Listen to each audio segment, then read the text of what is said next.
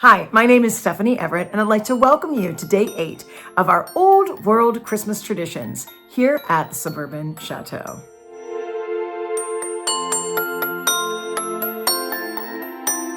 Tonight, I'm going to share with you a couple of very personal trees that I've decorated here in the house. One almost as an homage or a memento to my teaching career, and it's just something that it brings back a lot of memories for me. And I've directed a lot of shows at school, musicals and plays, and I always made a little theater tree at the end of the show for the kids to have a little ornament or something to remember the show by. So I'm hoping I can find enough of those mementos that I have stashed away in my office at school that I can decorate a tree and share those with you as well.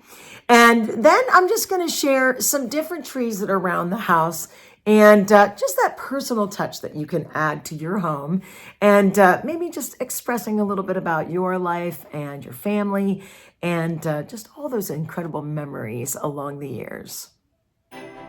Now, this first tree is my gold tree, and I know I've shared it in years past, but I always do something to kind of change it up or change the colors in the gold tree. And this gold tree I topped with one of the bouquets from my daughter's wedding, and I made all the bouquets out of silk flowers, if you recall, a year ago last June. And so I always like to put something at the top of that. I'm a big one for putting silk flowers on trees. I think it's a great way to fill your trees in and just kind of give them that romance and Victorian charm. Next, I added some beautiful shell ornaments. And if you think they look familiar, I think I just made those last year and shared them on the vlog. I painted a turquoise background and then had the pink rose with a turquoise velvet ribbon. Also, I'm adding to this tree some gorgeous velvet ornaments that I bought years ago at a yard sale. I got a bag of about 30 ornaments for $10, and they are velvet with like a little cameo embroidered piece on them and gold bows. And for me, they just absolutely add to this tree. And so to these couple colors, I'm going to add my grandma ornaments. If you remember from last year, I told you the story, how every year my grandma would give us $20 in an envelope.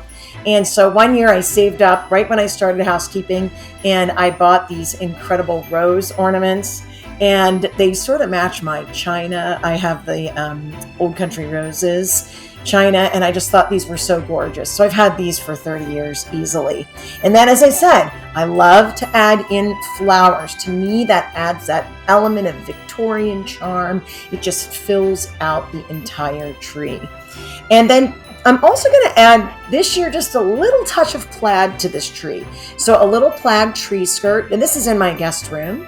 And then I'm also going to add some real cute plaid ornaments as well. So there is the bouquet from the wedding, the velvet ornaments that I told you about, of course, the grandma ornaments, a little touch of plaid.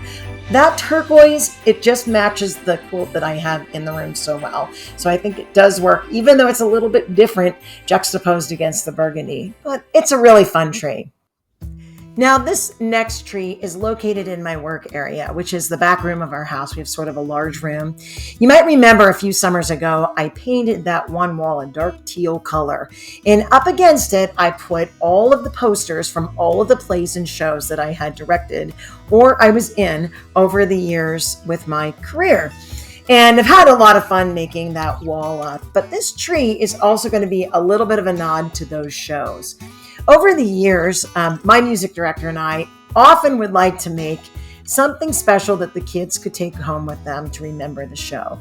And every year for the show, I would decorate a tree with that memento on the tree. So one year we did Footloose, and we had a little shoe. It was a little sparkly shoe.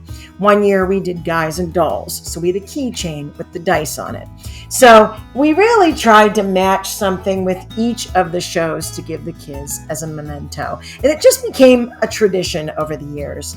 And you may understand that there's a lot of traditions that go along hand in hand with theater, but this was just something really special. I wanted every student to take something home to remind them of the fun times and the experiences they had had in each show. So I've been working this fall to kind of clean up my office a bit, and I've just run into a few of these in my trappings in my office. I have made this tree with a few of the ones that I found. I'm going to keep looking. I hope I find a few more. There's the one for Footloose. You saw the one for Hello, Dolly. Anne of Green Gables. I made little slates because you think of Anne of Green Gables and the slates. Of course, Beauty and the Beast. I filled those with candy and the kids all had one to take home. There's the dice I was talking about with Guys and Dolls. But it's really fun for me. I may leave this tree up as well. Even after the holiday time, but it just gives me all these great memories of all the shows we've done along the way. So along with our wall of fame, now we have a tree of fame and a tree of memories. And it just makes me smile when I see it. It makes me think of the students that I've worked with over the years and the fun and the time we put into those shows. And it's just been a real treat putting this tree together.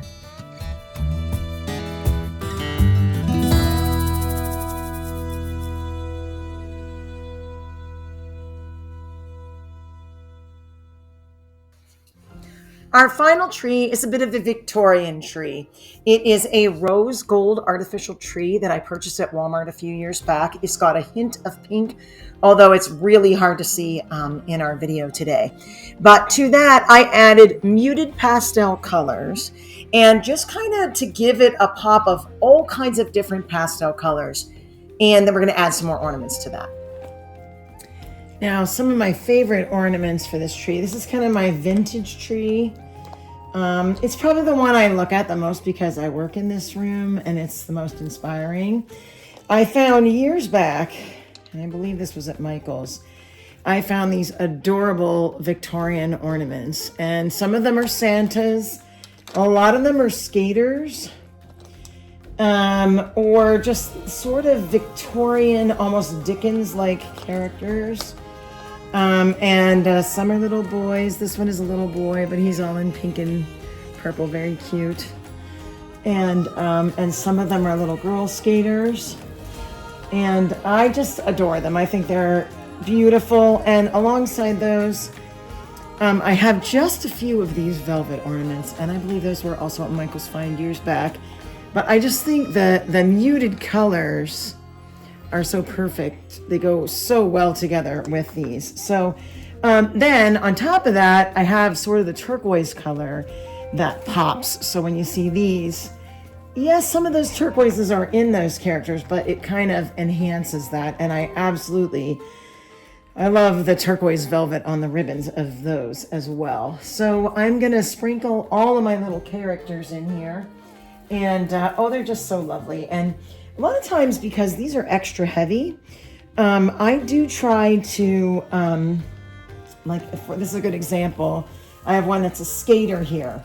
I might just anchor her to a branch. So I just wrap a little branch around it, and it keeps them from falling too far down or bringing the branch with them. So that's one thing I will frequently do with some of my little characters. So that final touch I added was this purple crushed velvet ribbon. I found this later, almost towards Christmas, but I wanted to add it just to make all of those colors pop out, and I really am enjoying the color combination. So here's a final look at our rose gold tree, our Victorian Dickens-inspired tree. I love the pastel colors. I absolutely love the purple ribbon that I added as well.